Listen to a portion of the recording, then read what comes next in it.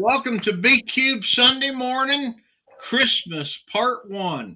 Now, we call it Christmas Part 1 because next weekend uh, our show is on Christmas Eve, and we're not sure what we're going to do, but it's going to be Christmas related. But this week, we have got the not ready for Christmas time players headed up by Karen. Uh, what's that name? KGRBG Anderson. You'll get it. You'll get Okay. it. You'll get it. Oh, We have Ruth. all Oh, the- I like the collar. yeah. Well, Uh, you haven't seen the collar yet. So, Haven't done it yet. oh, I'm so sorry. I this thought I is did. yes, We're having callers Okay. today? So anyway, Tom. uh, Don't forget about Tom. let's just say that it's going to be fun, and so as much as I enjoy hogging the screen when I got people like Cliff, Winnig, and Tom and Karen, my best thing I can do is punch this button and say, Karen, take it away. Okay. Welcome to B Cubed Sunday Morning. And we have some really, really interesting guests today. We have Santa Claus, who you may know as Cliff Winnig, and we have Tom Whitmore, who you will now see as Ebenezer Scrooge. And Cliff, explain to us a little bit about what the problem is involving Santa Claus and Scrooge. Okay. So first of all, this is a no rehearsal improv production of the trial of Santa and Scrooge. So I think I'm going to disappear for myself and let Santa explain the problem to the judge in his opening remarks. So I'll need a judge for that. So all rise for the Honorable Ruth Bader Ginsburg. Nice Jewish judge. Very impartial Now, results. the original plan here had been for Santa Claus and Scrooge to appear before St. Peter. St. Peter was busy, but I have a lot of judicial experience and a gavel, and I'm prepared to use it. And St. Peter asked me if I would sit in for him and judge the outcome of this issue. So we're going to let Santa Claus start with some opening remarks, and then we will let Mr. Scrooge come in. Santa, what is the issue before the court? Oh, ho, ho! Happy Hanukkah! Happy Hanukkah! Hold on. I'm being informed by an elf that Hanukkah is already over. I haven't had a chance to switch out. Oh, I'm not I'm not normally known for Hanukkah presents, but Amazon has been eating into my Christmas business in a big way, and ever since Black Friday went mainstream, I've been having trouble keeping the old factory here at the North Pole working right. So I've had to take a few side hustles. A little bit of Hanukkah, a little bit of Kwanzaa. It's a Mr. Claus, please get to the point. Yes. Well, hold on a minute. I got this as a kickback from Warner Brothers for delivering a bunch of new Babylon 5 Blu-rays. So anyway, so that's been wonderful there. Yes. So Ebenezer Scrooge, yes, you have tarnished the name of Christmas for too long. I think that's it, isn't it? Some ghosts talked to me about that once, but I can't quite remember the details. Did you ever get reformed? Of course, I'm completely reformed. Oh, so you're not Orthodox anymore? No, I'm not conservative either. Oh, that's Though good. people think I am. You see, what you must realize is that I have been very much in favor of appropriate altruism and effective altruism. And the idea altruism. What is effective altruism? I mean, I want to I make give presents sure to children. I fly at 1,000,000 times the speed of light. Neil deGrasse Tyson has said that I can't possibly survive, but I do. yes, but the thing is that you're not being effective at getting people to actually change and become better people.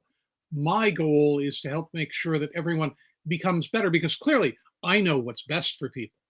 Since I'm a successful businessman, I have managed to make sure that people are motivated to do their work well, to be effective in what they do, and to make sure that as a tycoon, a person who really creates wealth in the world, that I use that wealth in ways that are appropriate to make sure that people become better people. Mr. Now, Scrooge, yes. it has come to my attention as I've examined the extensive documents in this case, which have come to me from somewhere in Florida. Many boxes of documents covering your case. We have two issues involving Were jurisdiction. those the ones found in the restroom? I'm not sure. All right. We've just removed all of the alligators and the pythons from the boxes. I resent those allegations. Well, first of all, Eric Idle complained about the manhandling when you removed him. Well, there has been a suggestion, actually on my part, that this dispute should be in a much lower court. But apparently, are you suggesting that the South Pole be an appropriate venue for this? Perhaps. Their docket has been extremely crowded. So that's why this case has come before me. All those missing penguin cases, they all look alike, you see. One of the issues in this case, of course, is whether or not Mr. Scrooge, who is deceased, should be allowed into heaven. And he's been waiting for quite a while. And St. Peter has asked me to decide whether or not we should let him in. So the case here is whether or not Mr. Scrooge is thoroughly reformed and whether he would be a good influence on other people in heaven, or else we're going to have to send Mr. Scrooge somewhere else. And that is where, Mr. Claus, we would like to get your input on this. What do you think we ought to do with Mr. Scrooge? Oh, me? Well, you know, what Mr. Scrooge was saying just now reminded me of someone else that I've been leaving lumps of coal for the last few years, which is Mr. Elon Musk. He wanted to replace my sleigh with a cyber sleigh with all these like angles and things, and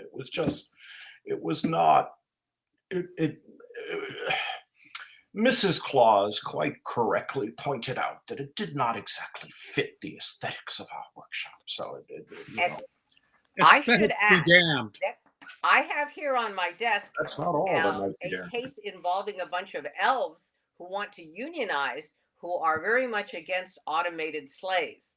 So I think that Mr. Musk and his sleighs are going to be coming before this court shortly. Yeah, you remember there was a young fellow, I think he's dead now because he was old, Ed Emshwiller. You remember that guy? Yes, I remember him well. He used to, he painted my portrait, but more frequently he painted like some of the other Santas. You know, every planet has their own Santa, right? Because every planet has a North Pole. Just by definition, the ones that that's an astronomy thing. Neil deGrasse Tyson also said something about that. But anyway, some rotate in the plane of the ecliptic, and those don't have a North Pole. I asked Dr. Tyson. He just, you know, we were having drinks, and anyway, he got a nice present. I gave him a Blu-ray set, Babylon 5. He liked that. Yes. Anyway, where was I? Oh, yes. The North Pole. Ed Emshwiller painted all of these various Santas of different planets. And where was I going with that? I don't remember. What were you saying, Dr. Ginsburg, Ms. Ginsburg, whatever? I want to recap for some of the people in the jury who may have been sleeping in this morning. I see them over there. There's at least 12. We have a dispute that involves Mr. Claus and Mr. Scrooge, and they brought it before St. Peter, who was too busy. So he asked me, due to my judicial experience, to come here and try to adjudicate this dispute.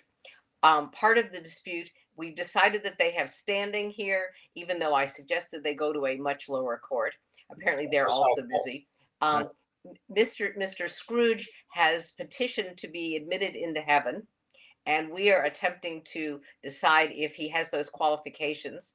And Mr. Claus is acting as an expert witness and has giving us some rather rambling testimony as to why exactly, Mr. Claus, are you an expert on people's something about being naughty, being nice? Oh yes, well, How did you set yeah, up those yes. criteria? So, you know that people have been very concerned lately about cookies, right, on the internet, cookies that track people and things like that. Well, I think you may never have noticed, but I have been tracking people by their cookies for a very long time.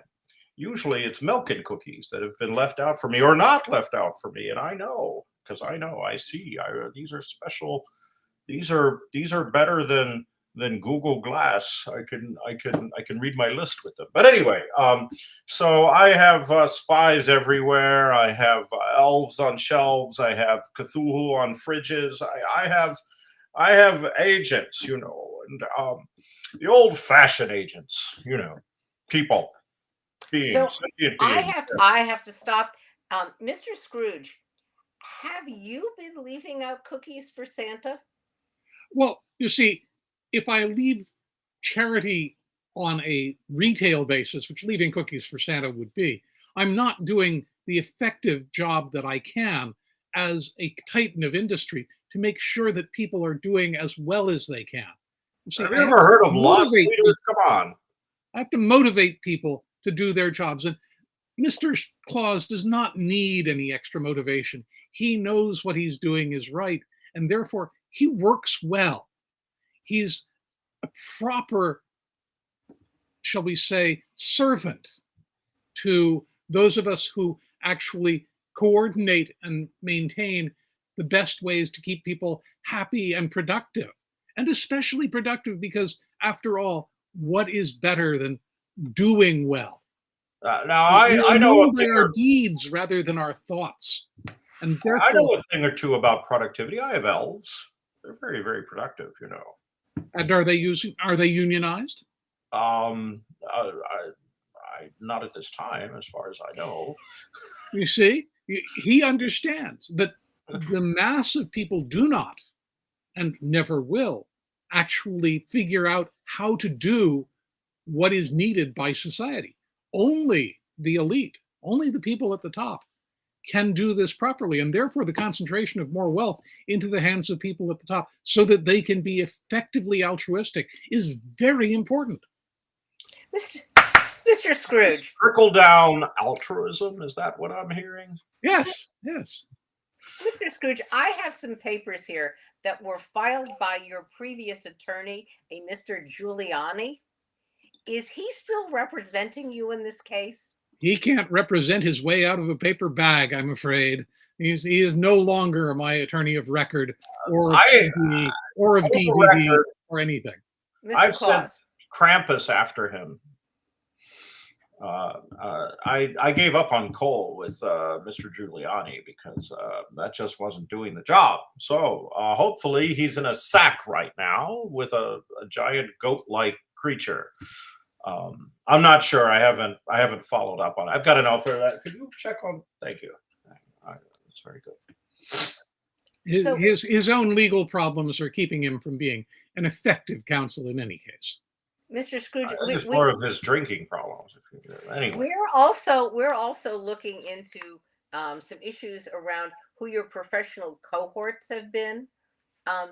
Are you still involved with the ghosts? I have not seen the ghosts in several years.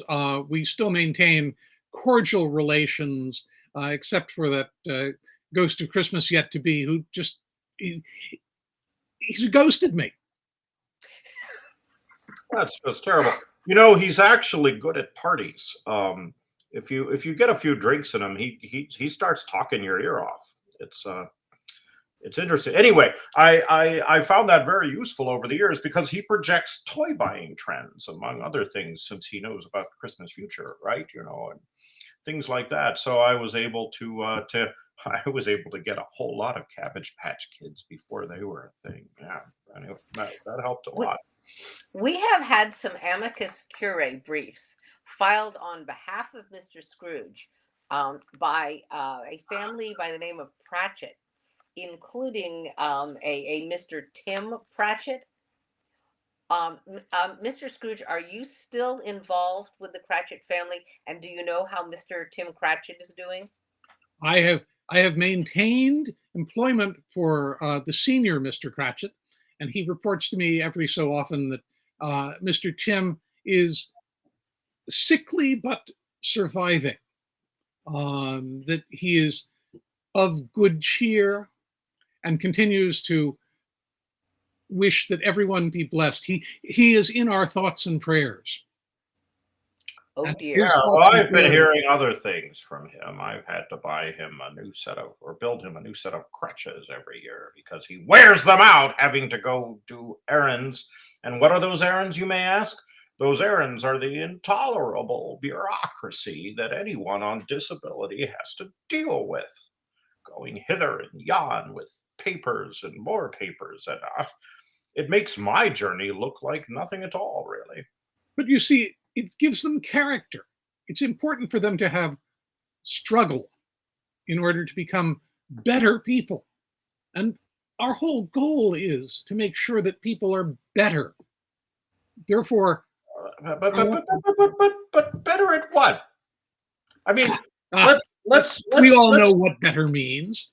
Yes, it means that they have some leisure time. They get to enjoy themselves. They get to take hobby. No, let me speak. An idle hand does no, they get to do hobbies that are really important, like learning how to bake cookies and leaving them out for me. But idle hands do the devil's work, and therefore we must make sure not to leave anyone idle at all. This leisure time is a sham. It's a delusion. Mr. Scrooge, you have appeared before this court several times before. In fact, 30 or 40 times. I looked up the records. And in previous appearances, you have looked very, very different. Your previous avatars included Patrick Stewart, I believe. I've seen you, I think. Oh, he was a good one. Yes. I liked him. Yeah. Which of your avatars did you prefer? I am large. I enjoy multitudes. I liked the blue one from the planet Pandora. That was a good one. See, the thing is that I'm more an archetype than a type.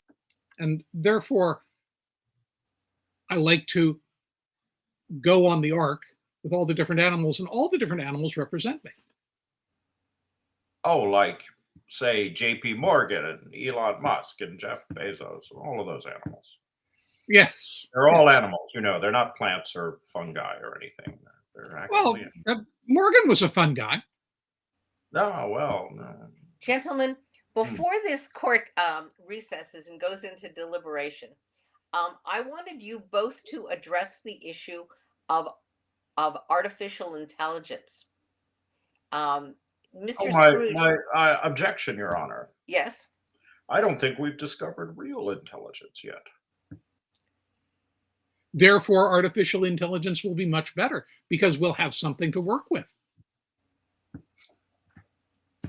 I have something to work with. I have a whole lot of elves. I mean, do you know how many elves it takes to make all those toys every year?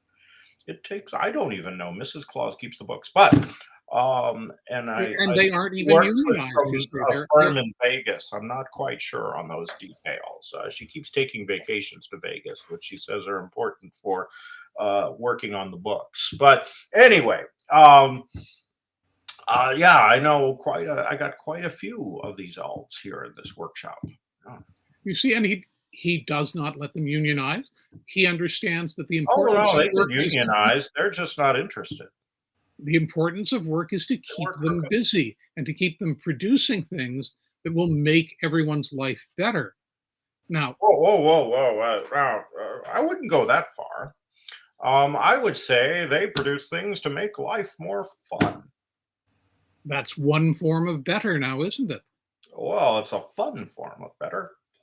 It's Mr. kind of Scrooge, excuse me, kind of Mr. a Scrooge. funtopia. Yeah, that's why I'm trying to create a funtopia on Earth, like the other Santas on the other planets, or try to create funtopias on their planets. And Mr. Scrooge, four-armed Santa and the green one with what the what yes. have you done to we've already heard from Santa on this topic. What have you done to bring more fun into the world?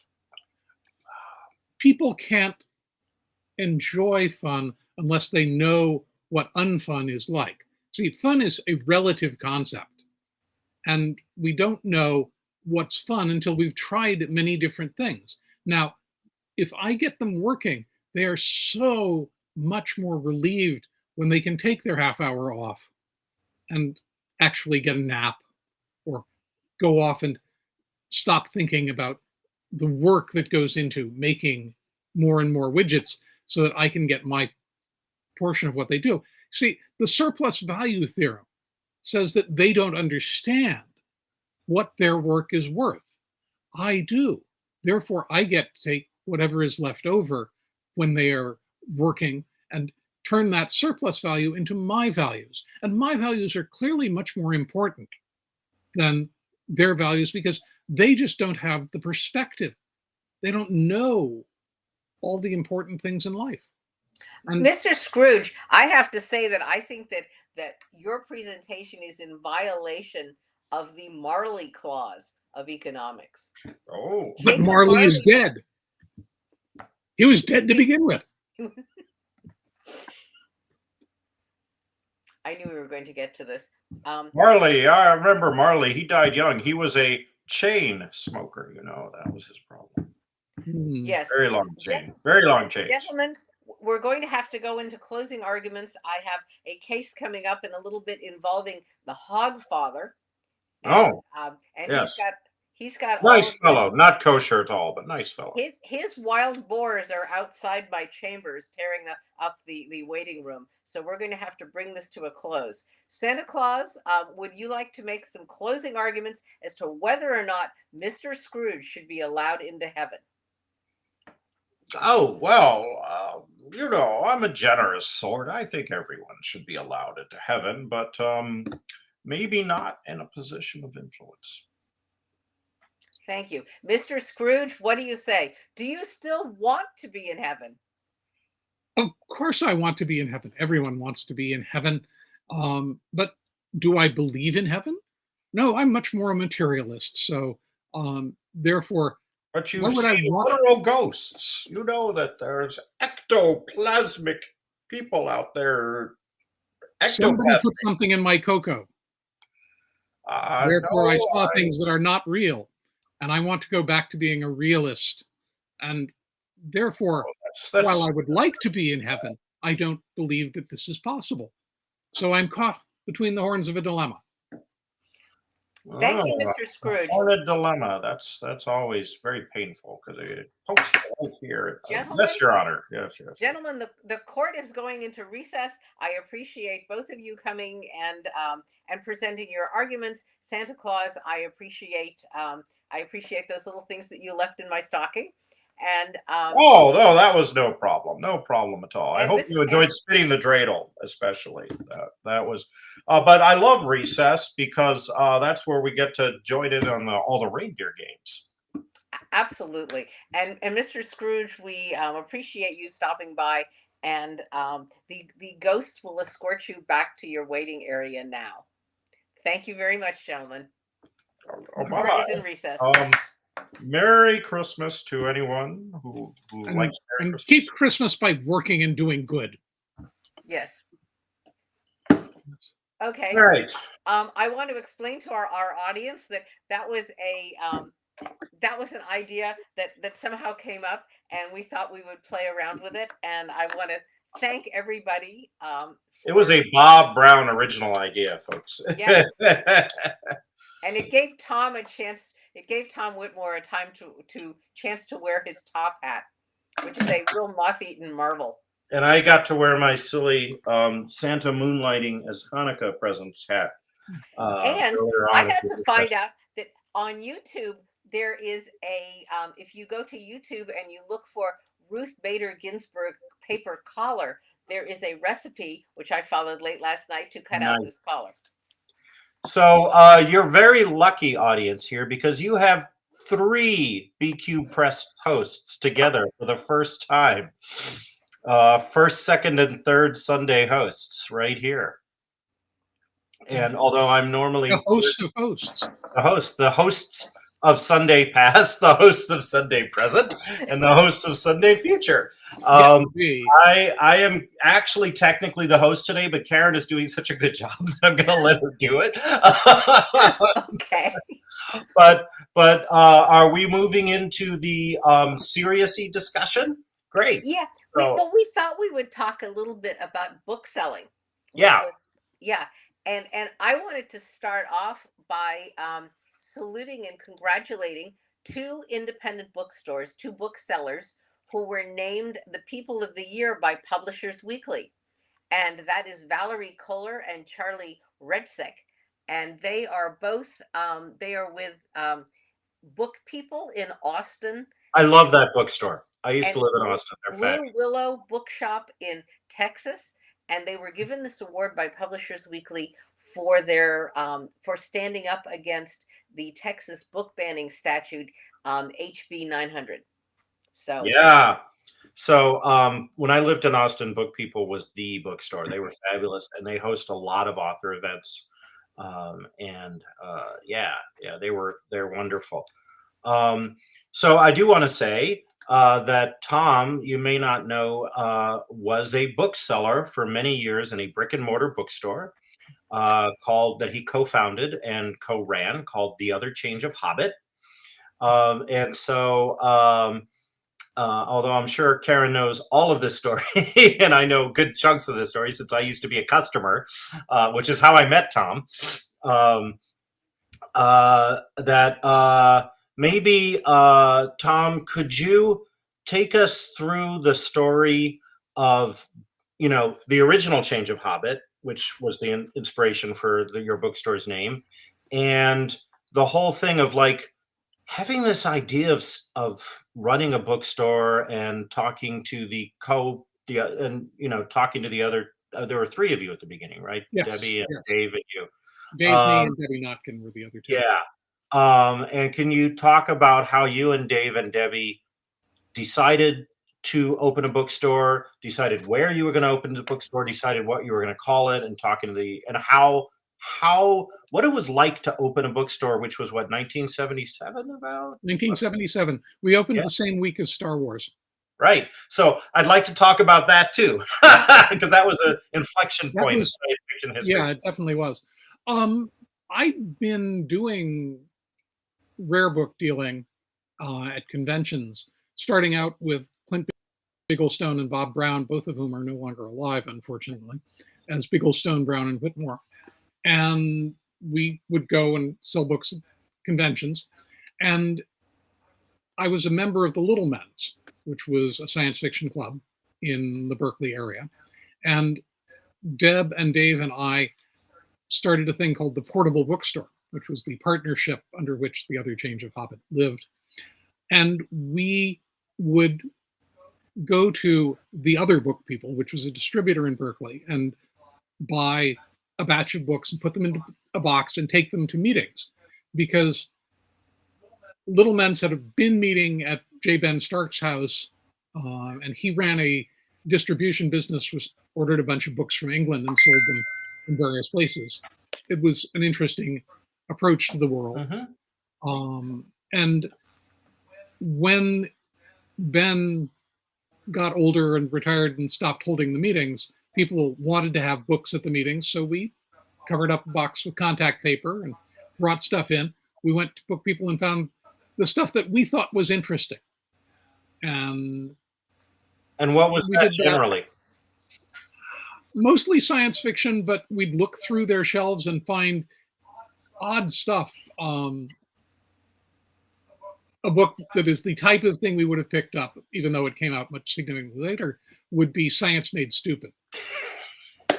Great book. I also like, there was a radio thing on NPR called Dr. Science. Ask Dr. Science. Yes, Ask Dr. Science. He had a book called Dr. Science's Big Book of Science Simplified. Yes. There's a cat behind Karen. Of course there's a cat. That's Toby. This is a book-related podcast. Anyway, keep going. we had cats in the bookstore too, but that's another thing. Anyway, so we're selling books at a convention, and Sherry Gottlieb came up to us and said, "Hey, you ever thought about opening a bookstore?" And we hadn't. So she said, "You could call it Change of Hobbit North or something." And I said, "No, we shouldn't call it Change of Hobbit North, because then we'd begin with the same letter of the alphabet and we would get each other's orders. We should call it The Other Change of Hobbit, so that we would not be confused in the ordering process." And in fact, we only got one of their orders in the 20 open. It worked. So, and who is she for the audience? Sherry was the original founder of A Change of Hobbit in Los Angeles, which started out above a laundromat and was a little tiny store, and then expanded and became a very large store. Is it Change of Hobbit still around?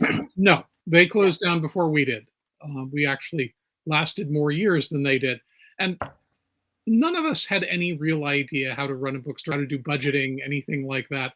But we opened it and learned as we went. So is much more about ordering than it is about selling. So it's like an army travels on its stomach, a bookstore travels on its paperwork. Yeah. So did the Tolkien estate ever contact either of you? No. Okay, I'm just kind of curious about that. So you decided to open. You decided, oh, this is a crazy idea. Let's do it. And the three of you had an opening in 1977 at an earlier location than the one that was on Shattuck. We were between Durant and Channing, just west of Telegraph. In the place where we were then, there is now the libraries, the Friends of the Libraries bookstore. Nice. That is still a bookstore. So it moved from one bookstore to another. That was renting from the city of Berkeley, which ran in the parking garage there, and dealing with the city as its whole other set of difficulties. So at the launch, I've seen photos of the launch. I wasn't out here yet. Was that before or after the famed Star Wars release in May of '77? It was actually the same week. Right, but I'm wondering if it's this before. So did you have any sense? Because I know I was a kid, and I did not have any sense of how big Star Wars would be prior. No one had any sense of how big Star Wars was going to be at the beginning. There were people who had seen early showings, like Frank Robinson, who went to a press showing and said, "You have to go see it." And so we actually bought tickets to the Pacific Film Archive preview.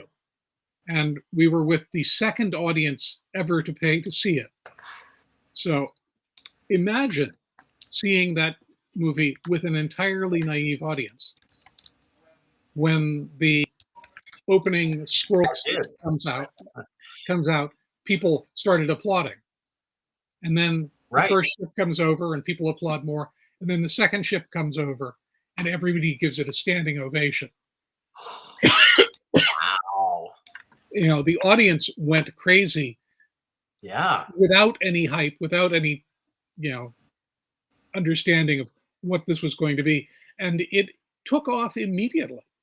But nobody knew what it was going to do beforehand.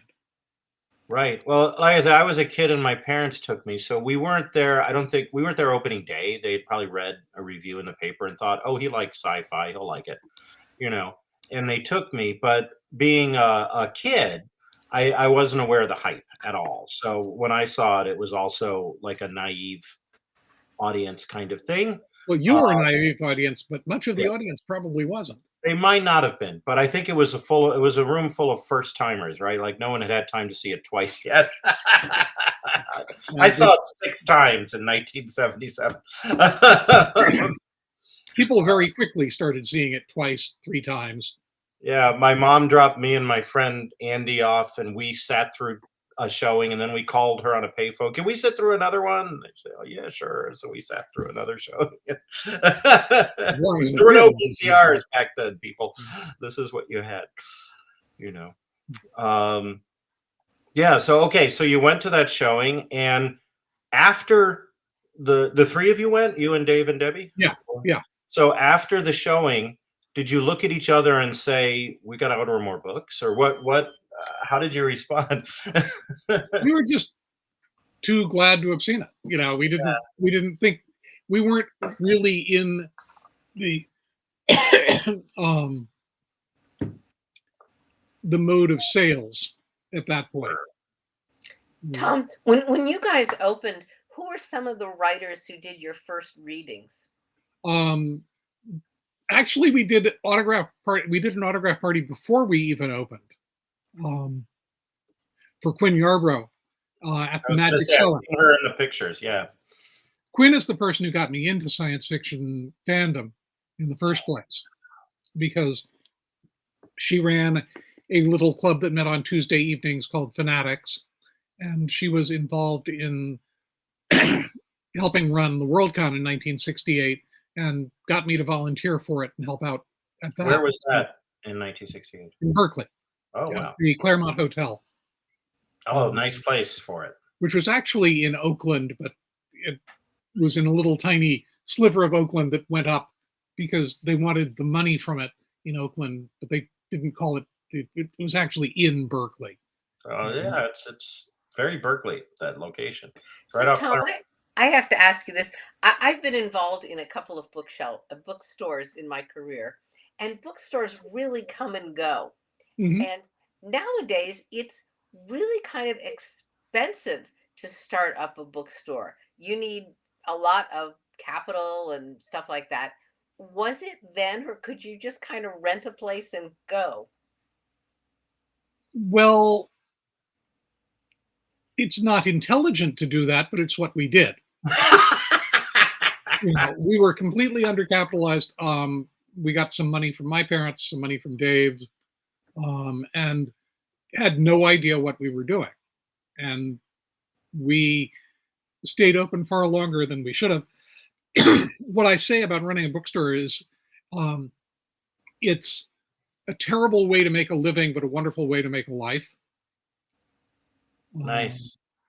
That it never made reasonable money. I have spent most of my life basically, very luckily, living off what I inherited, and not very well.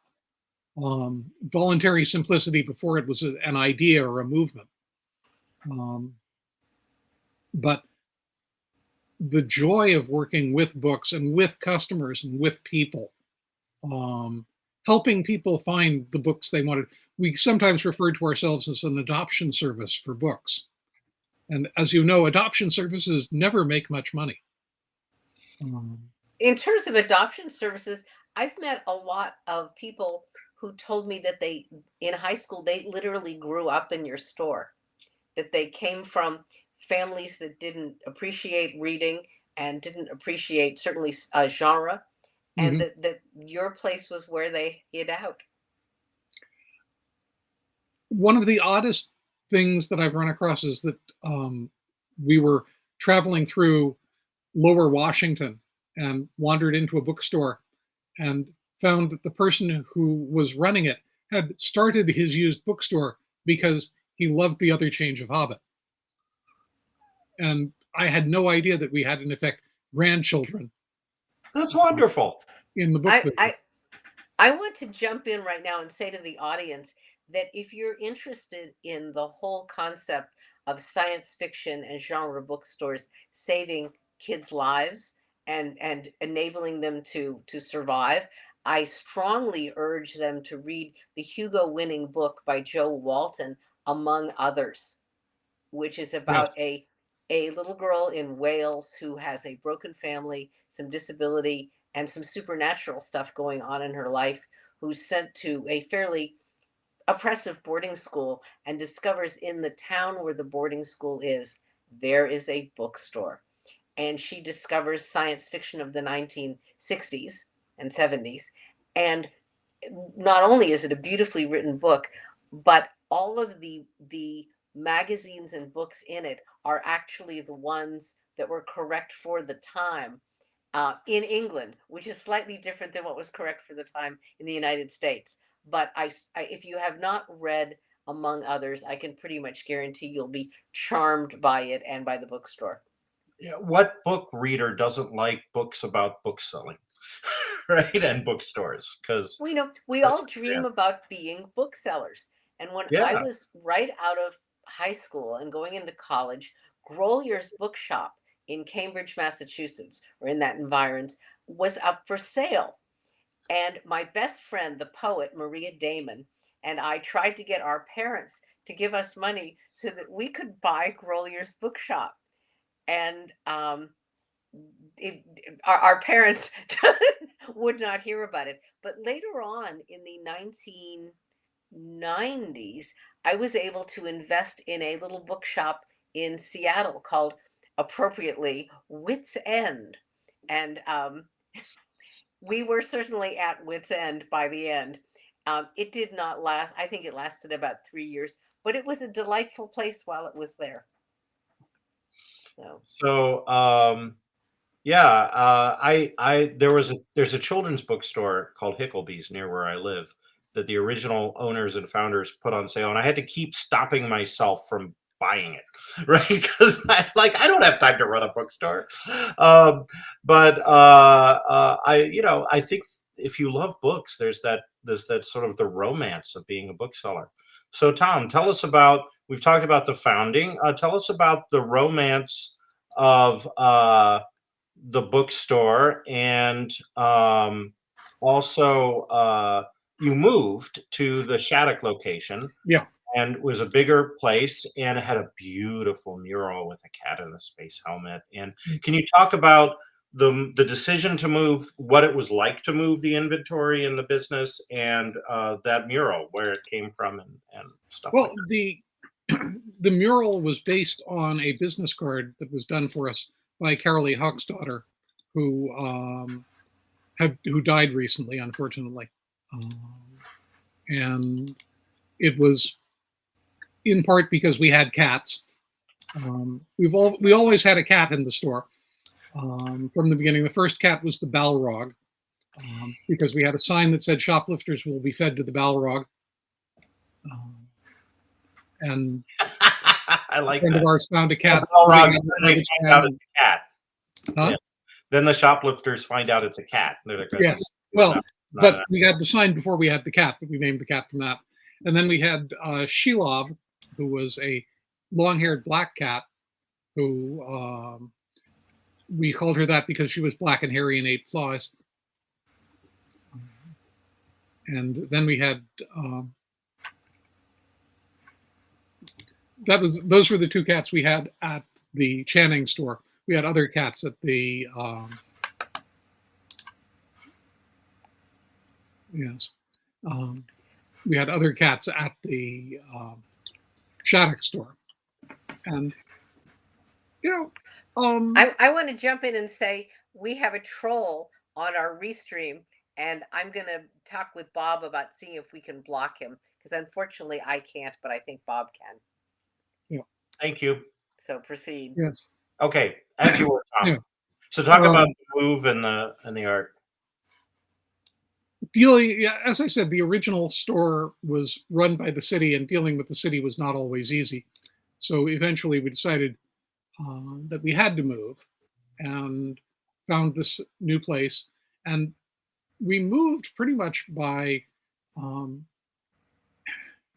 getting new bookshelves in, and then moving everything mostly by hand, because it was half a mile away and it was easier than renting a full-sized, giant-sized truck to move everything. So did you use cars and people's pickup trucks or whatever? We did some of that, and we also did moving the bookshelves by putting them on carts and just rolling them down the street. Rolling them a half mile across Berkeley. Yeah. That's awesome. Now, one of the unique circumstances of other than like the fact that Star Wars came out the week you opened your bookstore, um, you were one of two science fiction and fantasy specialty bookstores to open at that time. There was Dark Carnival. Yes. Did you know that they were going to open? Did you know Jack? Well, And how did that interplay? You know, I mean, like Berkeley went from 0 to 2 in a very short order. Yeah, Berkeley had other science fiction bookstores before that, actually, including in the 50s, Okay. which is kind of amusing. But I suppose it's all right to say this now. But the main reason Sherry asked us to open the store, I think, was that Jack, who had been working for her, was moving up to Berkeley and opening a store, and she didn't want to see him succeed. So she wanted another store to get in there first. Oh my goodness. And oh my goodness, I had no idea. I had no idea you had such an intrigue in your background. But we didn't know about it either. So you didn't know Jack in the community, and you didn't know he was opening. We eventually got to know it. Well, of course, you were the two. We didn't know him before that. We didn't know that this was his plan. When we went through the whole thing of, I came down and worked for Sherry for a couple of months to get a sense of what working in a science fiction bookstore was like. That was smart. Yeah. And, we didn't know what we were doing on so many levels. But you succeeded for many years. We became cordial with Jack. And there was always a little bit of rivalry, but we weren't. Yeah, we were serving slightly different groups of people, and people went to both stores. Yeah, I mean, I went to both stores, and I when Jack moved from the Ashby Bart area to Claremont, and you guys were still on Shattuck, I remember thinking, because I would I would talk to people in the community. I was living in the East Bay at the time, and about who went more to one store or the other. And it seemed like if you had a car, you went to Dark Carnival because parking was easy. But if you Barted, you went to Other Change of Hobbit because it was right by Bart. And that a lot of the split was just logistical. I tried to go to both, but I didn't take Bart as often. So, Tom, we have a question in the did you carry chat that we carry comics as well? Well, actually, we carried very few comics, and this was because we didn't know comics particularly well. I'd been buying them since the 60s. I recently sold my copy of X-Men #1 that I bought off the newsstand. It was missing its cover and missing its outer wrap, but somebody was willing to buy it anyway. Well, yeah, it's X-Men #1. Come on. Magneto's first appearance. Yeah. And however, we had good comic book stores right near there. And Comic Relief was just down the block from our place on Telegraph. And one day, one of their clerks came in, a guy named Rory Root, and he said, there's nothing good in comics these days. Comics are really boring. I don't know why I'm doing this. And I handed him a graphic novel, Will Eisner's A Contract with God, and said, here, the first one's free. Rory tells this story too, and gives me full credit, because Rory went on to become an Eisner Award-winning comic book retailer as Comic Relief, and became the go-to comic book store in Berkeley. And it was all because I pointed out to him, there really is still great stuff being done, and it's important to pay attention to what's actually happening. That's all. And they were early advocates for Bone, for Sandman, and they were a great store. Introduced me to a bunch of other stuff. And we remained friends with Rory and had an agreement where we trade stuff back and forth with him for our personal collections. Tom, you guys used to do a lot of conventions. When I encountered the other change of Hobbit, I came very late to the Bay Area scene, Mhm. and when I met you guys, you were doing conventions. Terry, the Discworld, you were doing Worldcon, you were doing BayCon. Mhm. We did conventions, as I said, before we started opening the bookstore. Mostly with rare books. We moved over to doing the new books. And in general, we discovered that it was not really worth it to do bookstores where we couldn't drive to them. One of the things that we did at conventions that was really important was we'd go back and restock because the store had a lot more stuff than we could fit there. We didn't carry the used books down, but if people came to us and asked for a used book, we'd say, we'll check at the store and see if we have it. And provide good service for people, because if you're an adoption service, you want people to get kids they're going to care about. So you were doing BayCon and Potlatch and things like that. Yeah, we were doing conventions in the area. We would do the occasional convention outside, but in general, unless we were doing rare books, it really wasn't worth it because the amount of return on an individual rare book is often significantly higher than the amount of return on a new book. So I have a question. Are convention booksellers kind of dying out? Because I go to conventions and a lot of the booksellers, Alice Bentley isn't selling anymore. Amy Cat died. Right. Dave Clark is still selling. But as a writer, a lot of us are going like, we want to sell books, but there's nobody at the convention to carry our books. Well, this is a lot to do with retail bookselling basically being much less visible, much less acceptable, much less what's going on than it was back in the 70s. There was no Amazon. Bezos started in order to kill off bookstores. He'd said this at the time. There's one reason why I don't like Amazon. What was his goal of killing off bookstores? Did he just not like that new book smell, or what? Well, no, he wanted to take something that he saw as inefficient and turn it into something efficient and get rid of the people who were doing it badly. Ah, so Ebenezer Scrooge of your recent portrayal. Yeah. Yeah. Sort of my way or the highway. So, since we're already at a dark area of the narrative, can you talk a little bit about deciding to close the business and what led to that decision, and how you go about it, what you do with inventory and things like that? Well, that's a gas. I had left by the time that happened. Okay. So I don't know that much about what Dave did. Okay. So how do you leave? But there was the truck. The truck. Yes, but Ooh, tell me about the truck. Well, I have a large number of books that I acquired over the years with the bookstore. And that the truck that Karen is talking about is, I had a storage locker down in the Bay Area that had lots of stuff in it.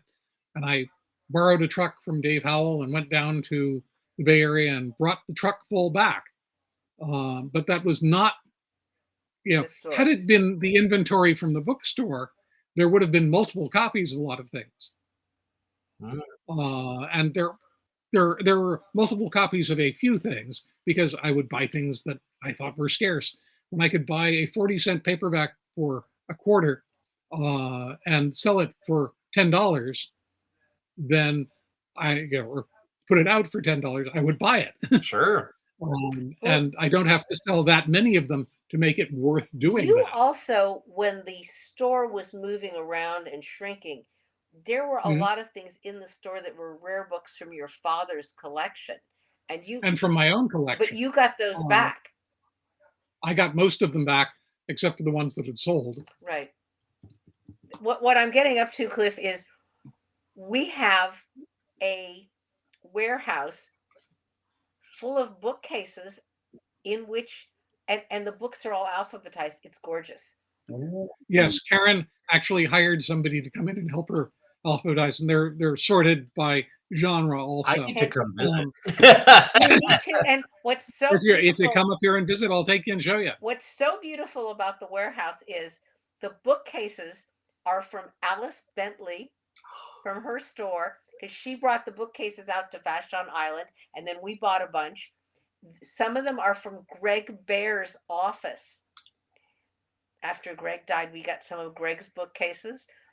Some of them are from local people who, from yard sales and stuff.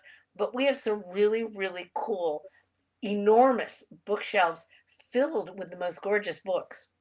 All right. So I'm going to, for those who don't know who Alice Bentley is, she founded the Stars Our Destination bookstore in Chicago when I was living there, and is a fabulous, fabulous bookstore on the north side of Chicago. I am going to disappear for 1 second and let Karen continue hosting while I get an item for show and tell. Okay.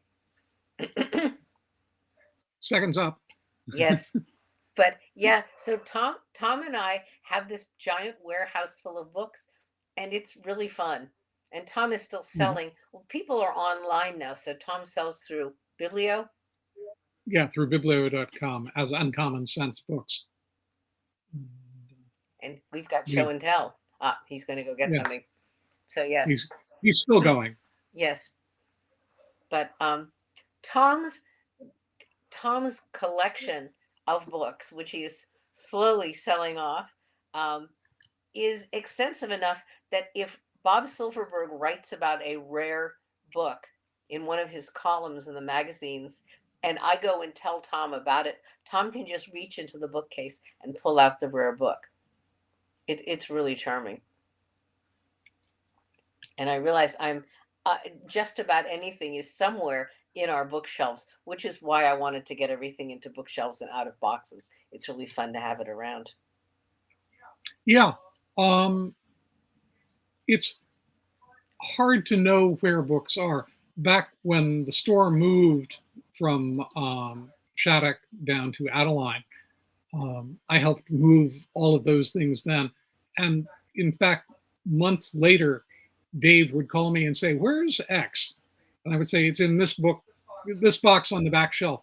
I happen to have this really good memory, locational memory for where things are. I have a question for you. What was the strange book that I found the day before yesterday at the warehouse that's in the box? Oh, there are many books that are in individual shipping boxes. The particular one that you found was the limited signed edition of The Difference Engine by Bill Gibson and Bruce Sterling, which was one of the things that started happening in the late 90s was that the big publishers started doing these special limited signed editions, which were leather bound and all that, trying to take a little bit of thunder from the small presses that were doing such. Now, one of the things about such editions is that they tend to kill the of the first edition, the trade edition, without particularly raising the amount that one can get for doing them. One can get for selling them. They're spoilers. People think they want the very limited edition, but they're really beautiful. I looked at this book and it's just gorgeous. It's nestled in there in special wrapping, and oh yeah, everything about it is nice. And those make great gifts. Yeah, they're they can make really wonderful gifts. There were people who were doing instant rarities. I've shown a couple of them here. There were people who were doing a good job of it, and there were people who were doing a really very tacky job of it. And the big publishers tended to do a tacky job, very similar to Franklin Library or Franklin Mint, who would do limited signed special hardcovers of science fiction, which are gaudy but don't actually look particularly good. You know, much better. For example, the let me reach over here and pull Show out. and tell. Then we have to have Cliff show us what he has come up with. You know, I want to see the cool book first.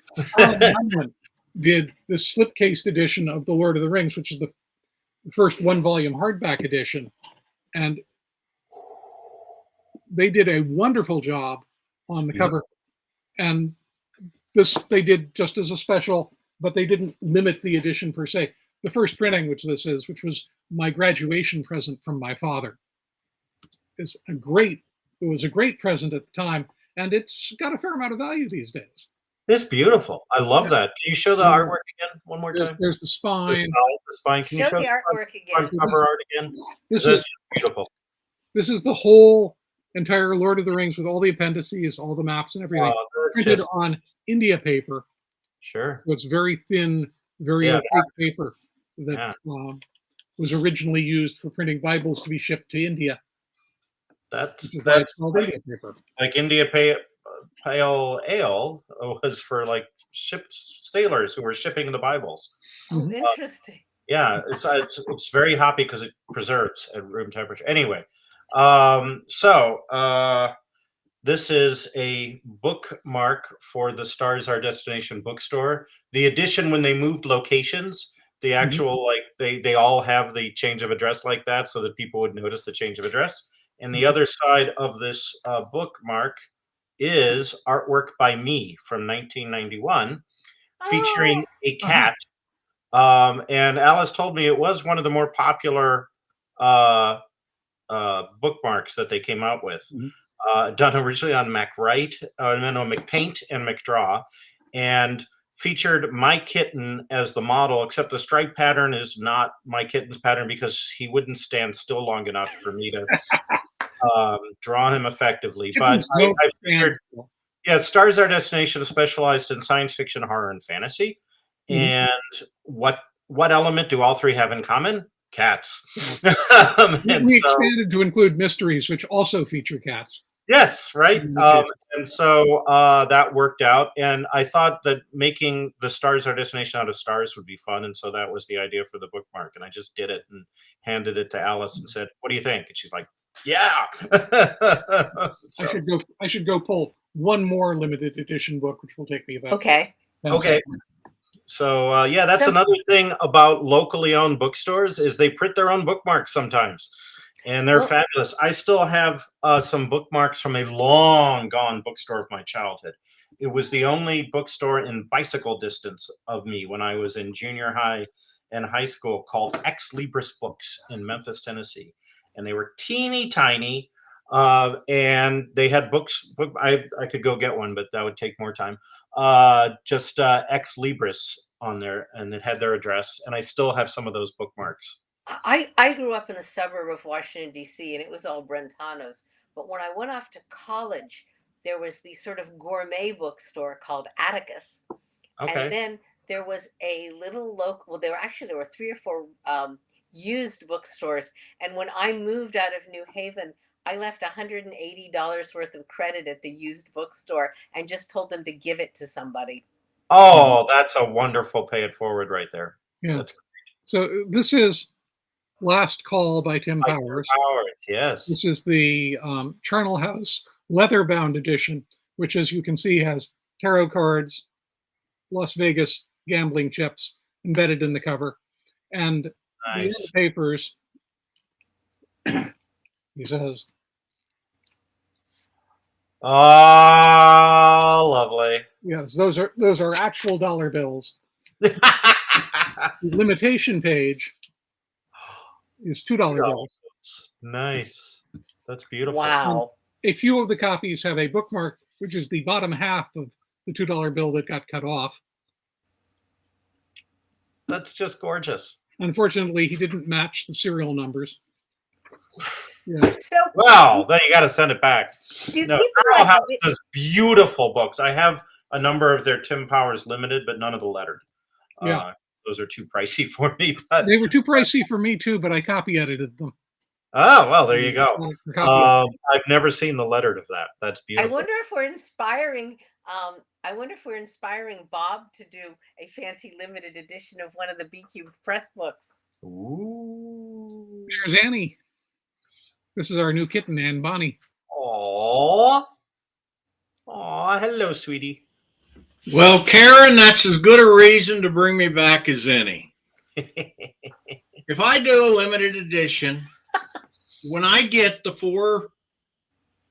5 books that are in process right now out, I am contemplating doing a Best of B Cube Press.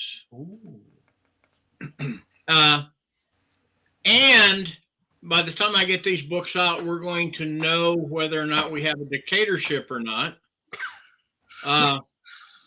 Hey, if it happens, it's going to be a dictatorship. Just accept it. And you all are going to go on. You'll be in camps. Because when they ask me for my list, I'll just send it in and say, yes, sir, I told these people not to sell me their stories.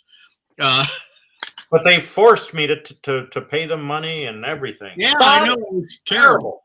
There was a fabulous article in the Wall Street Journal yesterday by a book author who was vilifying both Trump and Biden and the whole system. And he ended by saying, the biggest issue for me is immigration, but I haven't figured out where I'm going to go yet. Hey, my wife keeps telling me that she wants to go to Canada, so I bought this. And whenever I travel to Europe, do not laugh. I wear a Canadian T-shirt or a Canadian clothing. And you have that great South Vancouver accent. That what? South Vancouver accent. Really? Yeah. I remember growing up in South Vancouver. It was so much fun. I mean, we would go down to the bookstore so I'm sure you mentioned the bookstore here that I could take credit for, blah, blah, blah. But, guys, but can you say a boot? Can you say a boot? Show, and it harkens back to the whole danged reason we got Tom on these doing this show in the first place. Because we rapidly went to Tom and his collection, each of you in his collection. When we started this off, Tom brought on Greg Bear, bless his heart, seriously, and did a show on the collectors, and that's what we were kind of going to focus Tom on, is all the various types of collections and collectors in fantasy and sci-fi and everything, and he ran through that, really well, and he's been doing so well. He makes a fine Scrooge. You'll keep Christmas by losing your situation if you're not careful. Humbug. No, it's all good. So I just wanted to say thank you both. You did well. Karen, thank you for coming in and keeping them in line, and gave me a chance to sit here and you guys may not realize this until you watch the comments on Sally Fields. I had no idea Sally Fields felt that way about, because I wasn't reading her comments until somebody mentioned it. We need to get rid of her. But it's a weird spelling of Fields. But anyway, she was a troll that came on and I have no idea what she was saying, but guys, we've made it. We've attracted the Trump troll machine to this podcast. And troll machine is the name of my new band. Convert a few of them. I have no idea how it's going to be for them on New Year's Eve when Jim Wright and David Gerald are doing their year in review show. I mean, I expect to hear little pops coming through the screen as heads explode. Excellent. But it will be great. You guys did great. So we are 3 B Cube pressed hosts, right? Yeah. So here we are, all at once. And your 2 B Cube Press authors and a person who owns a couple of our books. And a 4th host, namely Bob. Yes. Oh, yeah. Well, that's true. I'm here, but you know what? I have always found that I'll tell you a very short story. When I was a kid, I moved into a new school. Teacher thought the best thing they could ever do was take the 2 new kids in class and make them captain of the baseball teams for the in the class. That So never we works. both of us put ourselves doing things that we had no skill set to do, Yeah. and learned very quick. The best thing you can do when you're in charge is put the right people doing the right jobs and stay the hell out of the limelight, unless it's necessary. And that's the beauty of living long enough to remember things like that. Each of you does a fine job when I get out of your way and let you do it. Speaking of getting out of your way and letting you do it, I know that you've got 3 kids downstairs that are waiting to go somewhere, Cliff. And I know Karen and Tom each have a brand new cat that hasn't received the adequate amount of attention in the last hour. Yeah, well, okay, so that's still not enough for a cat. God knows. She's becoming So I'm going to say thank you all. I will see you next week when we do part 2 of the BQ Press Christmas, where we're really going to dig into, not the quick Facebook posts about the history of Christmas and Christmas related holidays that have preceded this ever since the first shaman found out that he could threaten people with the sun not coming back if they didn't give him resources, which was a great scam. Yeah, so it'll be fun, and you all have fun, and I will talk to you later, and goodbye, and great audience. Thanks, everybody. Happy holidays. Thank you all for your comments and questions. Happy holidays, happy Hanukkah, happy Kwanzaa, happy BQ